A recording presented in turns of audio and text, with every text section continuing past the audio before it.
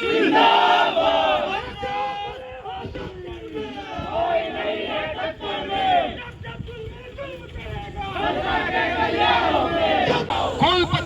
होश में आओ।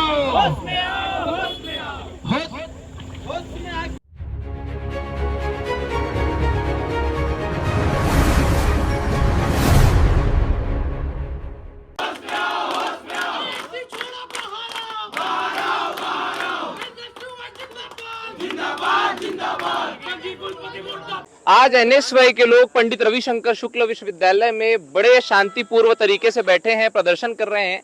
आप पीछे एक पोस्टर देख रहे होंगे, लिखा हुआ है आरएसएस एबीवीपी कार्यालय। एनएसवाई का ऐसा कहना है कि जब से सरकार भाजपा की आई है तब से विश्वविद्यालयों का दुरुपयोग हो रहा है, इसे कार्यालय के रूप में बना दिया गया है। और आज अखिल भारतीय विद्यार्थी परिषद द्वारा प्रिय केलकर जी करके कार्यक्रम किया जा रहा है, जो रविशंकर ऑडिटोरियम में कराया जा रहा है, जिसके विरोध में यहाँ प्रदेश अध्यक्ष नीरज पांडे जी, शांतनु झा जी, हेमंत पाल जी, अमित तिवारी जी, सभी कोई बैठे हुए हैं। तो इनसे ही जानेंगे कि क्या विषय नीरज जी। देखिए, लगातार भारतीय जनता पार्टी की सरकार में शैक्षणिक संस्थानों को टारगेट करके वहां पर एबीवीपी और आरएसएस के कार्यक्रम कराए जा रहे हैं, शिविर कराए जा रहे हैं, प्रशिक्षण कराए जा रहे हैं। और लगातार केवल छत्तीसगढ़ में नहीं, आप देखेंगे मीडिया के माध्यम से हमें पता चलता है, सोशल मीडिया के माध्यम से देश के सभी राज्यों में अलग अलग विश्वविद्यालयों में ये भारतीय जनता पार्टी की सरकार आरएसएस को और एबीवीपी के विचारों को बढ़ाने के लिए कार्यक्रम आयोजित करवा रही। 500 मीटर की दूरी पर दीनदयाल उपाध्याय ऑडिटोरियम व्यापार के किसी भी कार्यक्रम को करने के लिए पैसे लेकर करवाया जाता है। तो विश्वविद्यालय के अंदर क्यों, और पैसा विश्वविद्यालय के अंदर ही क्यों मिलना चाहिए? नहीं, आप बिल्कुल ठीक बोल रहे हैं, लेकिन अगर अखिल भारतीय विद्यार्थी परिषद पैसा दे करके रेंट पे कोई भवन लेती है तो उसके बाद किस बात का विरोध है कि आप विश्वविद्यालय के अंदर क्यों कर रहे हैं? दीनदयाल उपाध्याय ऑडिटोरियम जब यहाँ पर है तो विश्वविद्यालय के अंदर करने का कारण क्या है? और विश्वविद्यालय ने इसकी परमिशन दे कैसे दी? तो गलत कौन है? यूजीसी के गाइडलाइन में कि कोई भी राजनीतिक कार्यक्रम विश्वविद्यालय के अंदर नहीं होने चाहिए। इसमें गलत कौन है? रेंट पे उन्होंने दिया तो उन्होंने लिया। 100% भारतीय जनता पार्टी की सरकार में जो संघीय कुलपति बनकर बैठे, पैसे देकर यहाँ पर जिनकी नियुक्तियां हुई है, जो दलाली कर रहे हैं आरएसएस की और भाजपा की, उनकी गलती है। और एनएसयूआई बिल्कुल बर्दाश्त नहीं करेगी, उग्र आंदोलन करेगी इसके खिलाफ, बिना सूचना के अगली बार कार्यक्रम में घुसेगी। आज मीडिया के माध्यम से बताना चाहता हूँ, उग्र आंदोलन करेगी क्योंकि एबीपी के लोग वहाँ प्रदर्शन कर रहे हैं। कुछ दिन पहले पुनेश्वर लहरे जी बैठे हैं, उन्होंने भी होली में कार्यक्रम किया जिसमें देवेंद्र यादव जी बाहर से आए थे, तो उसमें कुछ विरोध क्यों नहीं? देखिए, विरोध की बात नहीं, उसके एक दिन पहले तिलक भाई, आप भी पुराने समय से हम लोग को देखते आ रहे हैं, उसके 2 दिन पहले विद्यार्थी परिषद ने भी यहाँ होली का प्रोग्राम किया था। तो निश्चित तौर पर यार उसमें एनएसयूआई होली का प्रोग्राम करती तो कोई गलत बात नहीं करती। अगर आप करेंगे और हम शांत बैठेंगे तो शांति एक तरफ से नहीं होगी। तो आप भी कर लीजिए कार्यक्रम। नहीं हम जी देखिए, होली का जो कार्यक्रम है वो हमारा त्योहार है। हम सब लोग भाईचारे के साथ, उसमें मुख्यमंत्री भी आ जाए, राज्यपाल भी आ जाए, प्रधानमंत्री को बुला ले, सब लोग आए, करें होली, क्या दिक्कत है होली? नीरज जी, आप प्रोफेसर यशवंतराव केलकर को जानते हैं? हाँ, जानता हूँ। कौन थे वो? आरएसएस विचारधारा के मतलब प्रोफेसर थे? क्या थे? प्रोफेसर थे। तो आप उनका विरोध कर रहे हैं कि इनके कार्यक्रम का विरोध कर रहे हैं कि विचार का? हम आरएसएस की विचारधारा का विरोध कर रहे हैं। अभी आप थोड़ी देर एक मिनट नीरज जी, अभी आप थोड़ी देर पहले बोले कि हमको विचार का विरोध नहीं है, हमको कार्यक्रम का विरोध है। हाँ, तो मैं ये बताना चाह रहा हूँ कि लगातार धार्मिक उन्माद फैलाने का जो काम है आरएसएस के लोग कर क्या रहे, किस प्रकार के विचार को थोप रहे हैं? हमको उनकी विचारधारा से उस बात से तकलीफ नहीं जिससे धार्मिक उन्माद पैदा हो। धार्मिक उन्माद पैदा हो रहा है, लगातार लोगों को भड़काने का काम किया जा रहा है, छात्रों को, युवाओं को भड़काने का काम किया जा रहा है। ये छात्रों की बात क्यों नहीं करते? छात्रों की समस्याओं पर ये 1.5 लाख भर्ती की बात किए थे, 57,000 शिक्षकों की बात किए थे, उस पर क्यों नहीं बात करते? उस पर कोई प्रशिक्षण क्यों नहीं करवाते? आप केवल प्रशिक्षण करवा रहे हो लोगों को घुमाने के लिए, बरगलाने के लिए, बाकी मुद्दे देश में ना आए। अगर ये मांग पूरा नहीं होता तो शांतनु जी क्या करेंगे? देखिए, लगातार हम लोग तो काफी अर्से से, चाहे ये तो एक दूसरा मुद्दा हो गया, यहाँ पे छात्रों के लिए चाहे हॉस्टल की समस्या हो, पीने के पानी की समस्या हो, बेसिक चीजों की समस्या हो, खेल ग्राउंड की समस्या हो, एनएसयूआई हमेशा हर चीजों में छात्रों के साथ हमेशा खड़े हुए आई है।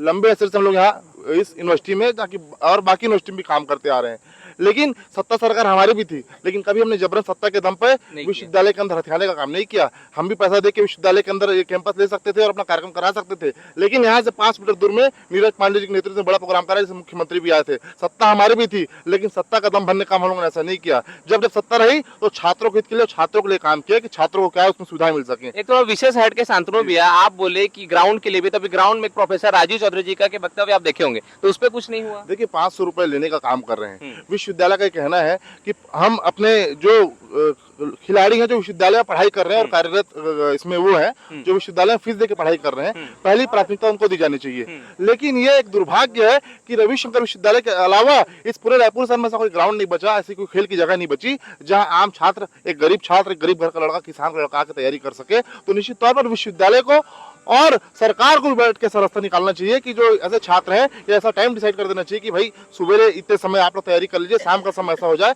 आज अगर कुलपति से मिलने का मौका मिलेगा तो इसमें बात भी करेंगे। और पुनेश्वर लहले जो है इसमें हड़ताल में बैठे हैं, 2 दिन पहले इस विषय में इन्होंने मुझको फोन करके बताया कि भैया मैं कुलपति से जाके इस विषय में चर्चा किया हूँ, लेकिन एक दिन सब सामूहिक रूप से जाके जब मुलाकात करेंगे तो ये बात और अच्छी निकलेगी। और मैं चाहता हूँ कि ऐसा कोई बीच का रास्ता निकले कि जो आम छात्र हैं जो विश्वविद्यालय में पढ़ाई नहीं करते लेकिन तैयारी कर रहे हैं सिविल सर्विस जाने की, उनके लिए ऐसे ग्राउंड निर्मित हो इस शहर के बीच में कि उनको तैयारी करने की मौका मिले। और जब तक दूसरा कोई ऑप्शन नहीं तो विश्वविद्यालय रविशंकर ऐसा कोई ऑप्शन निकाल दे कि सुबह भाई आप तैयारी कर लें, विश्वविद्यालय के छात्र तैयारी कर ले जो पढ़ने आते हैं, और शाम के समय ऐसा हो जाए कि जो आम छात्र हैं वो आ जाए, जो बाहर के छात्र हैं जो उनको फीस ना लगे। ये हमारी मांग। फीस ना लगे।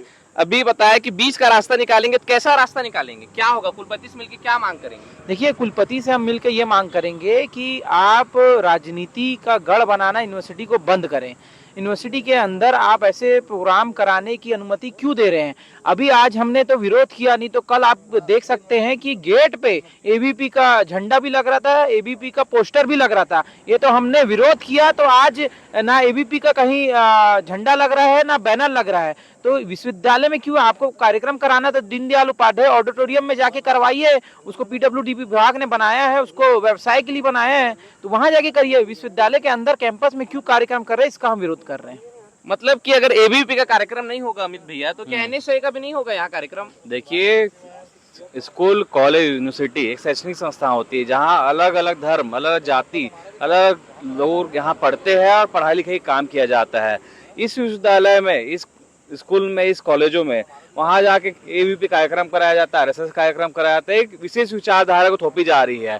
और ये कार्यक्रम कोई केलकर है? कौन है केलकर? मैं आपके चैनल माध्यम पूछना चाहता हूँ। एक स्वतंत्रता संग्राम सेनानी है, इन्होंने भारत के लिए आपातकाल में जेल में रहे थे। आपातकाल में जेल में तो सावरकर भी रहे, वो तो माफी वीर है ना, तो ये भी माफी वीर होंगे। ऐसे माफी वीरों का विश्वविद्यालय कैंपस में कार्यक्रम होना ही नहीं चाहिए। आपको कराना है कुछ छात्र मुद्दे पे कराइए, छात्र हित के कामों को करिए। ये सब काम एबीवीपी नहीं करती, ये सिर्फ और सिर्फ आके विचारधारा थोपने का काम करती है। इसका हम विरोध करते हैं।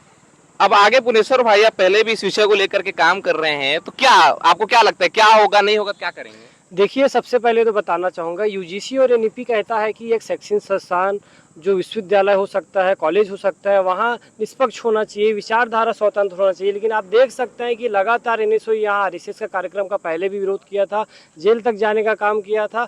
और आपके चैनल के माध्यम से मैं स्पष्ट कहना चाहता हूँ कि विश्वविद्यालय एक शैक्षणिक केंद्र है जहाँ शिक्षा का मंदिर होना चाहिए, जिसको लगातार संघीय कुलपति द्वारा आरएसएस का गढ़ बनाया जा रहा है। एबीवीपी को पूरा अपना जो शैक्षणिक संस्थान है उसको दिया जा रहा है। इसका हम कड़ा विरोध करते हैं और जब तक संघीय कुलपति द्वारा ऐसा निर्णय दिया जाएगा तब तक एनएसयूआई विरोध करते रहेगी। आज उसी कड़ी में हम आज एक दिवसीय भूख हड़ताल पर बैठे हैं और हमारी मांग है कि विश्वविद्यालय को किसी भी विचार से मुक्त किया जाए।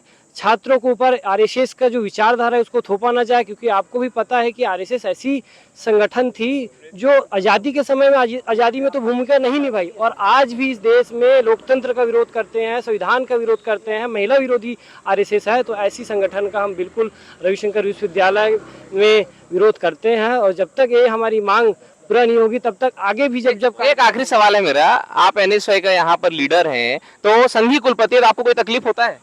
तकलीफ क्यों नहीं होगा। मैं आपको बताना चाहूँगा, जब से विश्वविद्यालय में मैं 3 साल पहले से एडमिशन लिया हूँ और तब से मैं जब से छात्र राजनीति करते आ रहा हूँ तब से मुझके विश्वविद्यालय में फेल करने जैसे काम किया। मैं आपके चैनल से स्पष्ट करना चाहता हूँ कि वही 2 नंबर 3 नंबर तक विश्वविद्यालय के जो कुलपति उसको ग्रेस देने का प्रावधान लिखते हैं, लेकिन उसको 2 नंबर से यही विश्वविद्यालय के संघीय कुलपति द्वारा फेल किया गया। और एक तमाम जैसे विचारधारा है कांग्रेस की जो यहाँ अपनी छात्र हित की आवाज़ उठाते हैं उसको विश्वविद्यालय द्वारा टारगेट किया जाता है। तो आपने भी एनएसयूआई के पदाधिकारियों को सुना है। कुल मिलाकर इनका ये आरोप है कि आरएसएस हो या एबीवीपी हो, रविशंकर शुक्ल विश्वविद्यालय में सत्ता का दुरुपयोग कर रही है। और आगे चलकर अभी कुलपति से मिलेंगे, आगे क्या हुई हम आपको बताएंगे। बने रहे खारून टाइम्स के साथ। जय जोहार, जय छत्तीसगढ़, भारत माता की जय। उद्देश्य की पूर्ति नहीं होगी, फिर आप कैसे इसको दलाली का अड्डा बना रहे हो? ये वही आरएसएस के बीजेपी का कार्यक्रम होगा क्या यहाँ पे? भैया कुलपति ऐसा थोड़ी चलेगा भैया। इतना क्या ऐसा दबाव थोड़ी है चलेगा सर? भैया। इतना क्या दबाव है? कुलपति साहब सर, मिलने नहीं आ रहे, ना बात बता रहा हूँ, करने 4 आ रहे। तारीख को सीएम और घेराव हुआ है, उसके बाद केवल यही में धरना दूंगा पूरे साल और रोक लेना। बैनर भी लगेगा और कन्हैया कुमार NSY का बड़ा कार्यक्रम इसी अंदर में होगा। दोगे ना परमिशन? जो भी नियम से रहेगा परमिशन जरूर जो नियम इनके लिए है, उन्होंने पे किया देंगे ना, 50 दूंगा। चलो वीसी सर कहाँ है? सर वीसी सर कहाँ है? कहाँ है? तो वही तो बोल रहा सर बात तो आज सुनो ना, कार्यक्रम में जाके नहीं है आप तो आप सर यही तो बात है ना, खुला जाती है थोड़ा तो शर्म नहीं आता। बंद कर दे। मैं तो कहाँ से मैं सुनिए बहुत जरूरी मेरा स्पष्टीकरण देना बहुत जरूरी बच्चों के लिए वेंटिलेटर बहुत दिन नहीं रहने वाला सर, ये भाजपा का सरकार है। आराम से रहो आप लोग भी। नहीं अजीब बात है सर, अभी बोल रहे भैया हैं, कुलपति मैं क्या बोल रहा हमारा हूँ? सुनो चुप रहो भैया जब सुनो मेरी बात सुनो नहीं आएगा कुलपति यहाँ बैठे दो 4 घंटा या तो फोन में बात करा दो आप आप नहीं करोगे यहाँ से नहीं भैया सर बोल रहे साइलेंट सर कि मैंने नहीं दिया, वीसी साहब ने परमिशन दिया। वीसी से मिला? तो वीसी से बात होगी ना। नहीं तो बोल रहे हैं पूछ लो। चेयर को छोड़ना पड़ेगा, जमीन में बैठना पड़ेगा जब कुलपति से बात करने के लिए, तो बताओ बैठ जाएंगे सर। नहीं बात कराओगे क्या कुलपति से? कहाँ गए वो? अरे तो आप तो बोल रहे हो भाई। आज सर मंडे में कहीं छुट्टी पे तो नहीं गए ना सर? अरे क्या डरते हो सर आप लोग कुलपति से? आप कुलपति सब लोग अपने आप तो कुलपति बन जाते हैं सर। आपका डर ना सर कुलपति से